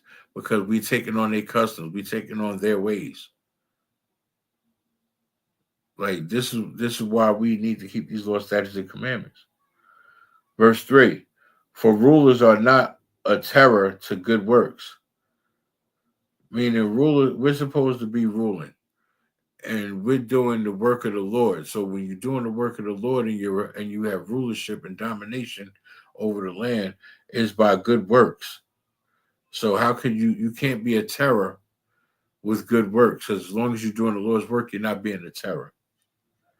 But to evil. Now if you being evil and you're an evil ruler, yes, your work is not good and you're being terrible. You understand? It says, wilt thou then not be afraid of the powers? Like, Pharaoh wasn't afraid of the Most High God because Pharaoh thought he had it all, not knowing the Most High built him up like that just to knock him right back down. And the Lord got him up out of there. You understand? You're supposed to be afraid of the Most High. The beginning of wisdom is fearing the Most High. Because if you fear him, you can do what your father tell you to do. You fear the Father. You don't be scared. You fear him. It's the difference between being scared of something and fearing something. Because with fear, you do what you're told to do. You do what you're ordered to do, regardless. And that fear eventually turns into love. Because you'll see that he's not doing nothing to harm you. He's not putting you in harm's way or telling you something wrong.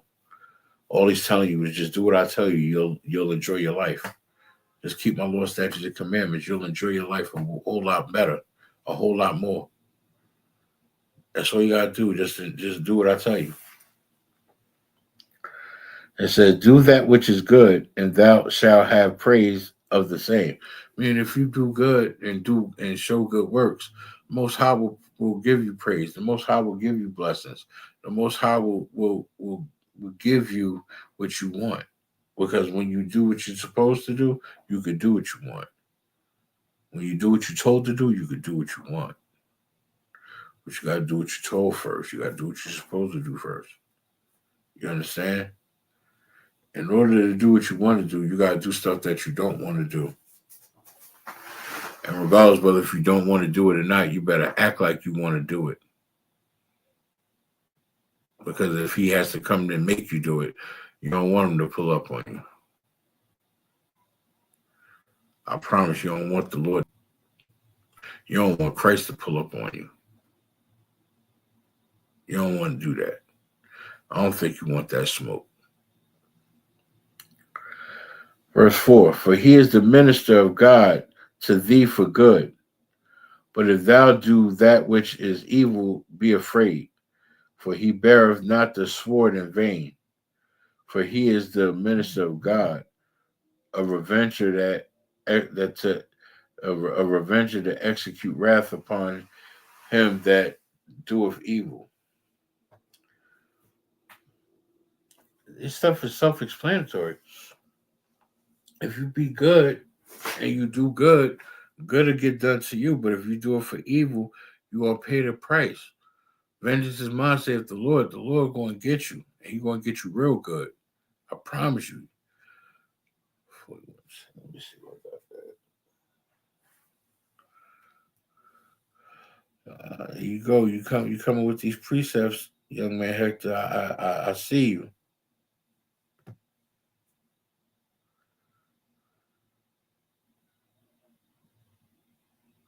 I got that highlighted too. I don't know why. I don't know where in my precept book I got this written down, but let me write this down.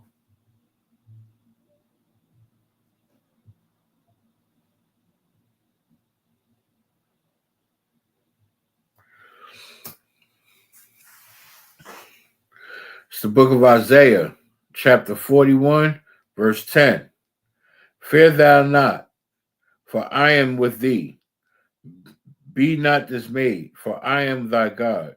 I will strengthen thee, yea, I will help thee, yea, I will uphold thee with the right hand of my righteousness. God, that's a perfect precept to water, young man Hector. That right there says it all. If you keep his law, statutes, and commandments, he will be with you. Don't be dismayed. He is your God.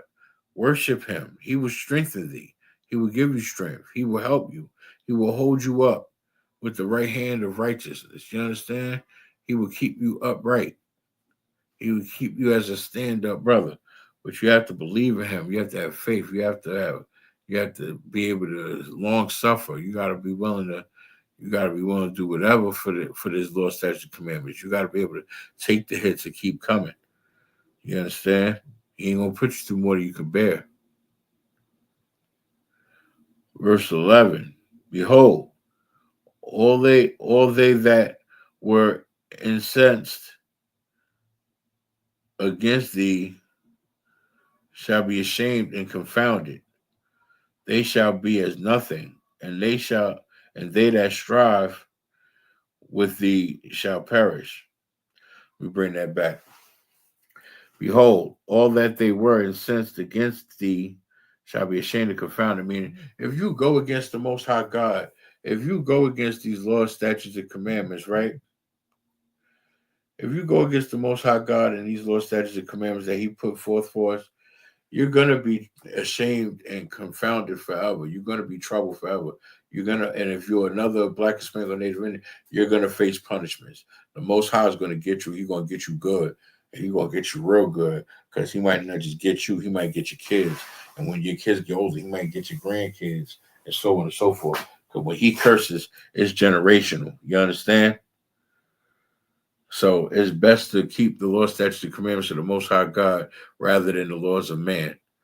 And we need to know who we are. This is why these law, statutes, and commandments is our history. These are our history records. This is who we need to study and who we need to be, ourselves. You understand? Let me go to these last couple of articles, these last few videos. Anything, but they don't tell you about Mound Bayou. In 1887, two formerly enslaved men, Isaiah Montgomery and Benjamin Green, founded an all-black town deep in the Mississippi Delta. No white landowners, no overseers, just freedom and black leadership. Mound Bayou became a safe haven for black families escaping racial terror in the South. It had black doctors, black schools, black-owned banks, businesses, and even its own hospital, all run by black people, for black people. This was Black Wall Street before Tulsa. At its height, Mound Bayou was a blueprint for black excellence and self-determination, a thriving community that proved we could govern ourselves and succeed without white permission or interference. But of course, they don't teach you that, because stories like Mound Bayou challenge the lie that we've never been more than victims. They want us to forget we've already built nations within a nation, but we remember, and now we're telling it.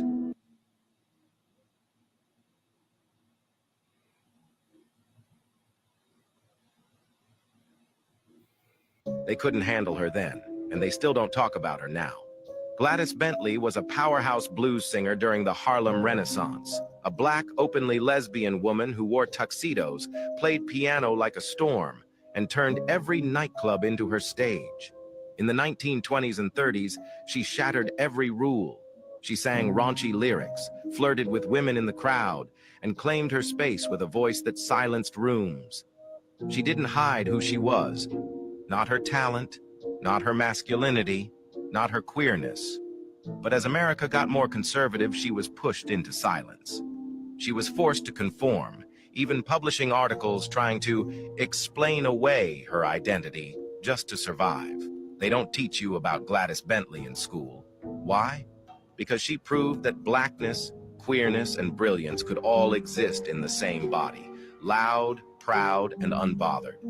They tried to erase her, but we're bringing her name back with the volume turned up. They couldn't handle her then. Martin Luther King Jr. is a household name, but a black woman behind the scenes helped build the entire civil rights movement, and most people don't even know her name. This is the story of Ella Baker. In the 1950s and 60s, Ella Baker was one of the most influential organizers in American history. She believed the movement was stronger when ordinary people, not just famous leaders, had a voice. Ella Baker was crucial in founding groups like the Student Nonviolent Coordinating Committee, SNCC, mentoring young activists, and planning peaceful protests across the South. She believed in collective leadership, famously saying, "Strong people don't need strong leaders." Without Ella Baker, many marches, sit-ins, and voting campaigns might never have happened. Yet, despite her massive impact, history books often overlook her name, giving credit only to those who stood in the spotlight. Ella Baker shaped the fight for freedom, but her story was nearly forgotten. If you didn't know this, share this video, because this is history they rarely teach. One of America's worst black history they don't teach in school. A black woman invented the first home security system, but most people don't know her name. This is the story of Marie Van Britten Brown. In the 1960s, Marie lived in Queens, New York. Her husband worked long hours, and crime in their neighborhood was rising. She wanted to feel safe at home, so she invented a security system that changed the world. She designed a system with cameras, two-way microphones, and a remote-controlled lock, something no one had seen before. If someone came to the door, she could see them, speak to them, and unlock the door all from another room. Her invention became the blueprint for modern home security cameras, intercoms, and alarm systems. Today, the same technology is in millions of homes and businesses around the world. Even though her patent was approved in 1969, she never got the recognition she deserved. Most security companies profited off her idea, but history erased her name. Marie Van Britten Brown made homes safer, but her story was nearly forgotten. Why? Because they don't want you to know that a black woman was behind modern security systems. And that's the facts right there. They don't want us to know that it was a black woman that created the very first home security system. They don't want us to know it was a black man that created the traffic signal. They don't want us to know it was a black man that restructured the way that stocks is ran in Wall Street in today's time. They don't want us to know that it was a black man that changed the sugar industry and the factory industry all in one whop by creating a machine that can process and purify, distill water or sugar. Like Blacks, Hispanics, and Native Indians, we're the innovators of today's time, of the past and of today's time. And the faster we wake the hell up and get back to these laws, statutes, and commandments, the faster we can realize, we can learn more about this stuff. Now, about that blues singer, about that whole hub winking at women and liking women, that's a little propagandist right there. I ain't mean to play that one. However, she was famous for Black history, but she, again, this is stuff that had been going on since way back when. We have brothers and we have sisters that have been molested, that's been touched on, and it doesn't get addressed. And rather than it being addressed, it's either going to go one or two ways. You're either going to overcome it and rise above it, or you're going to succumb to it and thinking this is your life and this is who you are when you're really not. You're just damaged and destroyed. And that's all it really is. You're just damaged and destroyed. You understand? It's the book of Ecclesiastes, chapter 1, verse 9. The thing that have been is that which shall be. Meaning, these laws, statutes, and commandments is what it is what it's been and what it's always going to be. And we have to learn it, live it, and love it, and keep it. This is the way of Blacks, Hispanics, and Native Indians. We have to learn these laws, statutes, and commandments, follow them, keep them, and teach them. You understand? And that which is done is that which shall be done. And there is no new thing under the sun. There's nothing new under the sun. Everything we're going through, we went through this in the past before modern day technology. We just went through a less evolved way of it. You understand? This is just the steps of evolution. When you de-evolutionize things, it's still the same things that we went through and we're going through. We didn't have social media. We didn't have internet. It was harder. We had to do it through word of mouth. We had to do it one person physically at a time to try to teach them the law, statutes, and commandments, give them the laws, teach them the laws, let them get the laws, and then teach them to be fishers of men. Christ didn't have and imagine if Christ had the internet. Imagine if Christ had the internet back in the day. Just walk with me down the rabbit hole for a second. Picture Christ having the internet. Picture Christ being on social media. How social media is ran today. Just picture it. Think about that. And there's nothing new under the sun, so it ain't like it would be something brand spanking new. You understand? Christ would just reach the masses on a grander scale. On such a grander scale. And we have to, and again, Israel, we have to study and learn our history. We have to learn these laws, statutes, and commandments. If we don't keep the law, statutes, and commandments, Israel, then what good are we to the Most High? How can we show the Most High to keep us on this earth when he could just be like, you know what? I'll get all of y'all up out of here and I'll start over. I will bring hellfire down and get rid of everything and everybody, and I'll just start over and make more new people and take all y'all spirits and re-put them back in the earth. Get rid of the heathen spirit or put them back in the earth at their rightful place as our servants. I don't think y'all hear me, Israel. Y'all don't understand the power the Most High got. He could get us up out of here and just say, bunk it. I'm going to start over. And you know what I'm going to do? I'm going to do more than start over. I'm going to put these spirits back in the earth in this rightful place. I'm going to put my special kids, my Black, Hispanic, and Native Indian kids back in the earth to serve me and to carry out my law, statutes, and commandments. And these heathens is going to be their slaves. You understand? They're going to be their slaves. They're going to serve them and do what they were meant to do on this earth in their rightful place. Israel, make sure you pay your tithes. Make sure you tune into these classes. Make sure you're writing these precepts down. Make sure you're taking notes. Make sure you like, share, and comment on these pages, because if we don't like, share, and comment, how is the world going to see this? They don't follow us. It's bad enough we got to fight just to get seen on here. Like, share, and comment, man. Get it out here to our people. Y'all need this. I'm getting it already. I'm doing my job by making sure y'all get it. And make sure y'all pay our tithes, Israel. UPK, ISUPK, we're not affiliated with any fake Israelite group, Muslim mosque, Christian church, Egyptology, none of that garbage. You understand? We got cookouts coming up. We got holy convocations coming up. Y'all stay tuned, man. We out here. We doing things. We got food drives, clothing drives, prison programs. You understand? It's your boy Yashala, man. To the next episode. Shalom, Israel.